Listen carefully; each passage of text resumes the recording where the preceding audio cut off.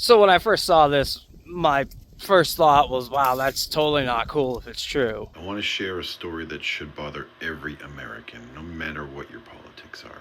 An Alabama man is sitting in a jail cell right now, not because he hurt anyone, not because he threatened anyone, but because he exercised his First Amendment right to put an anti-Trump sign up in his own yard. But of course, it wasn't. Surprise, surprise. And the minute he did, the harassment started. His neighbors confronted him. People trespassed his yard to try to rip the sign down. Police were called again and again and again, and not on the people crossing his property line, on him. Think about that. A man puts up a sign in his yard, something he's protected to do by the U.S. Constitution, and suddenly he becomes a target? Now, people were going onto his property, fucking with the sign, and I just want to say, please don't do that. No matter what side you're on, no matter what you believe in, leave people's property alone. It does not matter to me what side you are on. You know, if you're on the right and you're a Trump supporter and you're doing stuff like this, I don't see any difference between you and this lady right here. This says, there's a warning. Ma'am, don't steal the sign. You can't steal the sign. You're on camera stealing a sign. Steal a sign? I just moved it. Don't be that girl. So what did he do? He tried to protect his property. He put barriers around the sign to keep people from coming onto his lawn and destroying it. He tried to defend the one place in this country a person should feel safe, their home. Except that's not all he did. It wasn't just a fence that he put up to protect his sign. He illegally manufactured an explosive device and rigged it up as a booby trap around his sign, which just so happens to be illegal as shit. But instead of protecting his constitutionally protected rights, the system turned on him. And now he's facing charges and sitting in jail since his birthday in June on a $400,000 bond that they refused to lower. He can't afford to get out. Yeah, man, the government really doesn't take that shit lightly. Like, they hate people producing those types of destructive devices without the proper licensing. And I'll agree with you. I think that his constitutional rights aren't being protected because in my plain reading of the Second Amendment, again, I've said before, we have the right, according to that document, we have the right and duty, in fact, to maintain the necessary weaponry to battle a state power, if should ever be necessary. So, I'll agree, but I don't really see how that aligns with your side's whole view and opinion on the Second Amendment, seeing as you've been trying to strip Americans of it for, I mean, as long as I've been alive and longer, in fact. You know, it's pretty fucking wild to see a leftist sit here and defend a man who was booby trapping his property with explosives, because if this guy were a Trump supporter, they'd be calling him a white right-wing supremacist, blah blah blah, terrorist, blah blah blah.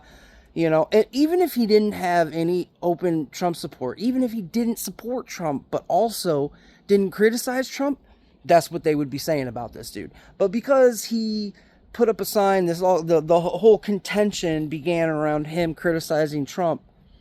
They'll write him a pass on everything that they've been trying to criticize the right wing for forever.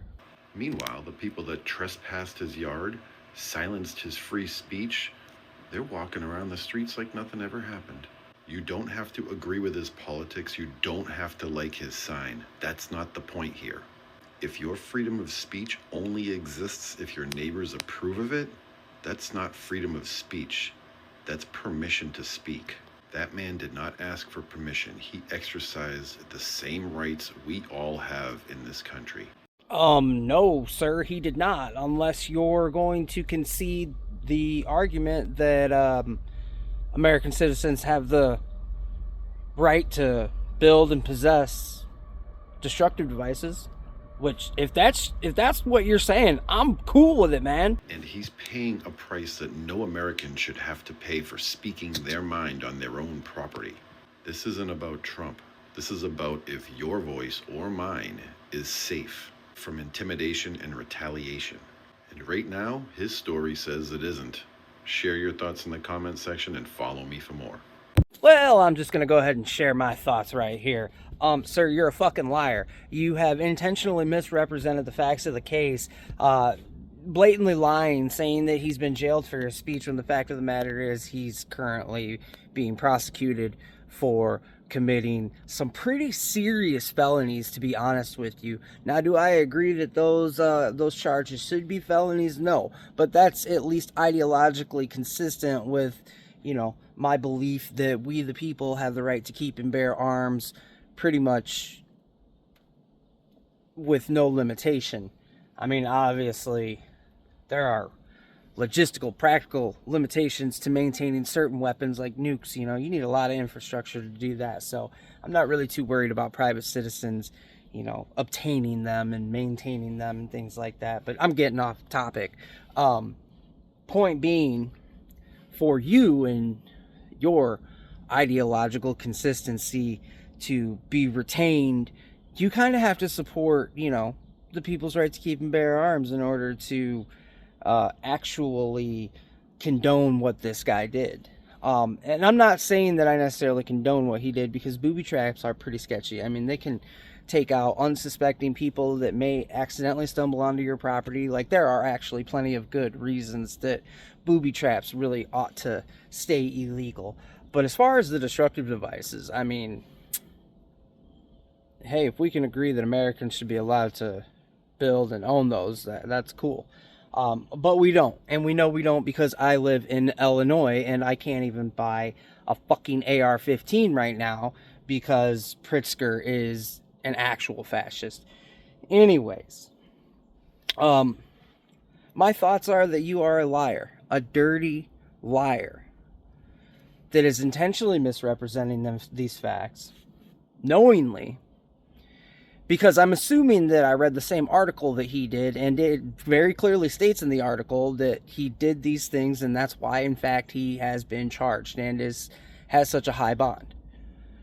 But he completely omits that fact because it doesn't fit his narrative. But hey, that's par for course for Democrats, and we all already know that. You know, it's not depressing that these people tell these lies. It's depressing how many people would just buy them hook, line, and sinker with not even 3-4 more minutes of extra of thought. You know, all I did was Google.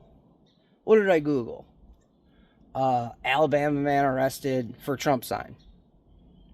And I'm not a fast typer. I mean, I'm not a do, but I'm not a, you know, not the fastest typer. Point being, I took the extra whatever seconds to go ahead and type that out, and the extra 3 minutes or whatever it was to read the article where it very clearly states that he's being charged with producing these destructive devices and setting booby traps, which is very illegal. It also states that he's shining high-powered blue lasers into people's vehicles as they pass by, which is also very illegal and very potentially damaging to the eye.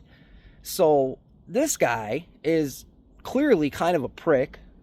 Maybe his neighbors are too. It's entirely possible.